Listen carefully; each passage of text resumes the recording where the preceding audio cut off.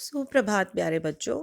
आज मैं आपको पढ़ाने वाली हूँ हिंदी व्याकरण का पाठ 20 विराम चिन्ह। जैसा कि हमें इस पाठ के नाम से ही विदित है कि विराम का अर्थ होता है रुकना और चिन्ह का मतलब होता है जो हम वाक्य में रुकने के लिए जहाँ जहाँ पर भी हम इन चिन्हों का प्रयोग करते हैं उन्हें विराम चिन्ह बोलते हैं। आप सब इन चिन्हों से भली भांति परिचित हैं, पर आप इनके नाम नहीं जानते जो मैं आज आपको बताने जा रही हूँ।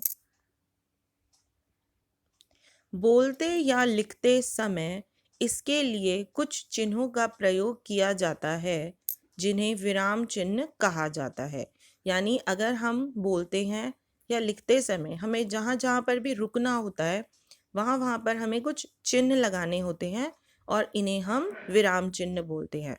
विराम का अर्थ होता है रुकना।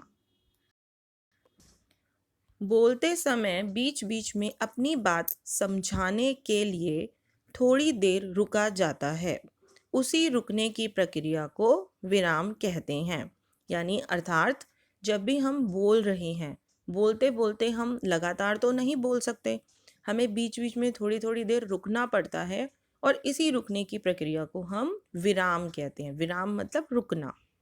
आओ इन विराम चिन्हों की जानकारी प्राप्त करें कि ये चिन्ह कब और कैसे लगाए जाएंगे।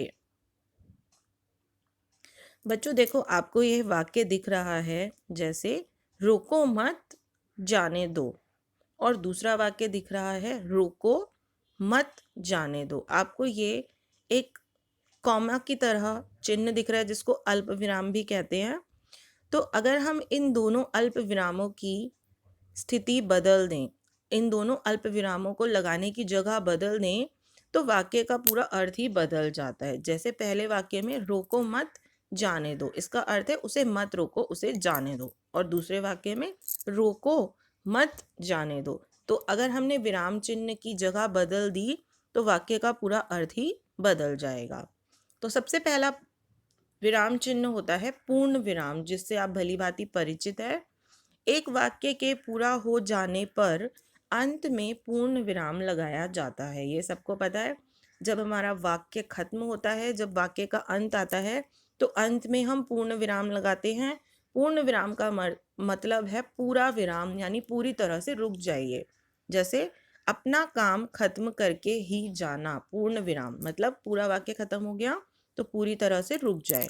गायें दूध देती है, ये भी वाक्य पूरी तरह खत्म हो गया तो अंत में पूर्ण विराम लग गया। दूसरा विराम चिन्ह होता है प्रश्न सूचक चिन्ह, जिसको कि हम इंग्लिश में क्वेश्चन मार्क भी बोलते हैं। जब भी हम किसी से कोई प्रश्न पूछते हैं तो अंत में हम प्रश्न सूचक चिन्ह लगाते हैं। किसी से कोई प्रश्न अंत में प्रश्न सूचक चिन्ह लगाया जाता है। जैसे तुमने क्या खाया, प्रश्न सूचक चिन्ह, क्योंकि यहाँ पे प्रश्न पूछा जा रहा है।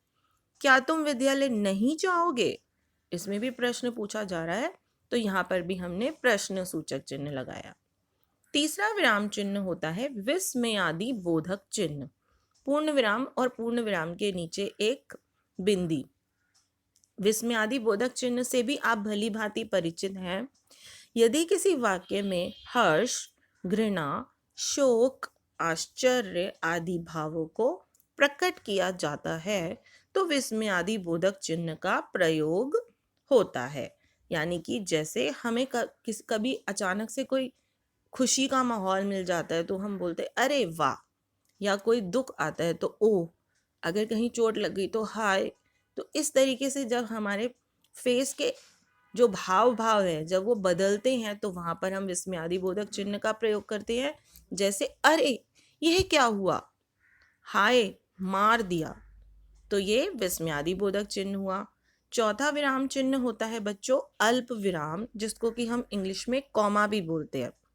वाक्य के मध्य में जहाँ थोड़ा रुकना होता है या किसी व्यक्ति या वस्तु को दूसरे से अलग दिखाना होता है तो अल्प विराम चिन्ह का प्रयोग होता है। यानी वाक्य के बीच में अगर या फिर तीन ऐसी है और हमें उन्हें अलग अलग दिखाना है तो उनके बीच में हम अल्प विराम लगाते हैं। जैसे वह वीर, साहसी और कर्मठ है, अगर हम इसको बिना अल्प विराम के बोले तो कैसे बोलेंगे? वह वीर साहसी और कर्मठ है। हमें समझ में नहीं आया, जल्दी जल्दी में बोल दिया हमने। लेकिन जब हम इसको अल्प विराम लगाकर बोलेंगे तो कैसे बोलेंगे? वह वीर साहसी और कर्मठ है। ठीक है, अगला दूसरा वाक्य क्या है? उसे दूध, पनीर, घी, रबड़ी आदि पसंद है। अब यहाँ पर देखो चीजों विराम का प्रयोग किया गया है।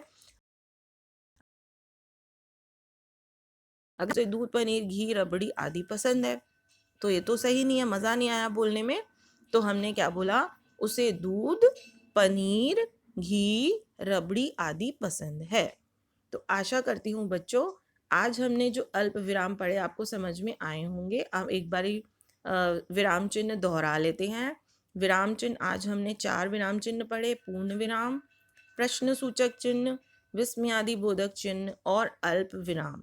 बाकी के आगे के विराम चिन्ह हम अगले पीडीएफ में पढ़ेंगे, अगली वीडियो में पढ़ेंगे। आशा करती हूँ आपको यह चारों विराम चिन्ह समझ में आ गए होंगे। धन्यवाद।